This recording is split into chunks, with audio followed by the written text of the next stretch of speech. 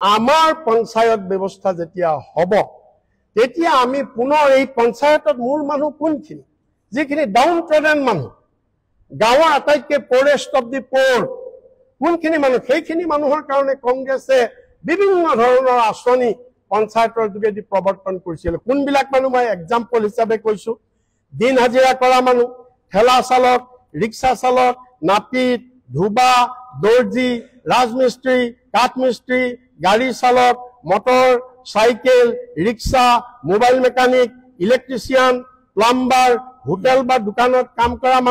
মানুহৰ ঘৰত কাম কৰা লগোৱা শাক পাচলি বেপাৰী মাছ বেপাৰী মাংস বিক্ৰেতা এই যে এনেকুৱা ধৰণৰ সৰু সৰু ব্যৱসায় কৰি পেটে ভাতে যিবিলাক মানুহ চলি আছে সেইখিনি মানুহৰ কাৰণে পঞ্চায়ত সেইখিনি মানুহ গাঁৱত আছে সেইখিনি মানুহক ফৰেষ্ট অফ দি প'ৰ সেইখিনি মানুহক ডাউন ট্ৰেডেন মানুহ কিন্তু সেইখিনি মানুহৰ কাৰণে বিজেপি চৰকাৰে কোনো ধৰণৰ আঁচনি পঞ্চায়তত নাই এতিয়া পঞ্চায়তৰ মাত্ৰ 3খন আঁচনি আৰু যেতিয়া আমাৰ কংগ্ৰেছ চৰকাৰ আছিল তেতিয়া এই আটাইতকৈ গ্ৰাছ ৰুটৰ এই খাটি খোৱা মানুহবিলাকৰ কাৰণে বিভিন্ন ধৰণৰ আঁচনি আমি কংগ্ৰেছে প্ৰৱৰ্তন কৰিছিল তেওঁলোকৰ স্বাৱলম্বিতাৰ কাৰণে তেওঁলোকৰ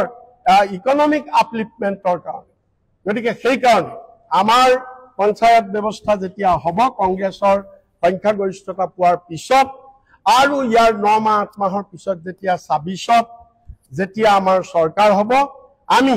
এই পঞ্চায়তৰ যোগেদি আমি এই ডাউন ট্ৰেডেন মানুহ যিখিনি আটাইতকৈ দৰিদ্ৰ মানুহ সেই মানুহখিনি সামৰি আমি সেই মানুহখিনিৰ আৰ্থ সামাজিক উন্নয়নৰ কাৰণে আমি সেই মানুহখিনিৰ কাৰণে বিভিন্ন ধৰণৰ আমি আঁচনি আমি প্ৰণয়ন কৰিম আৰু দুটা ইম্পৰ্টেণ্ট যে আমাৰ কংগ্ৰেছৰ দিনত আমি পঞ্চায়ত প্ৰতিনিধিসকলৰ কাৰণে এটা পাৰিতোষিক ঘোষণা কৰিছিলোঁ কিন্তু সোণোৱাল চৰকাৰেও ইয়াক কাৰ্যকৰী নকৰিলে আৰু হিমন্ত বিশ্ব চৰকাৰেও ইয়াক কাৰ্যকৰী নকৰিলে গতিকে আমি পুনৰ আমাৰ এই ঘোষণা পত্ৰত আমি এই কথাটো আকৌ দ্ব্যৰ্থহীন ভাষাৰে কৈছো যে আমাৰ কংগ্ৰেছৰ পঞ্চায়তে সংখ্যাগৰিষ্ঠতা পোৱাৰ পিছত পঞ্চায়ত প্ৰতিনিধিসকলৰ কাৰণে তদানীন্তন কংগ্ৰেছ চৰকাৰে যি পাৰিতোষিক ঘোষণা কৰি থৈ গৈছিল সেই পাৰিতোষিক ব্যৱস্থা আমি পুনৰ আমি প্ৰৱৰ্তন কৰিম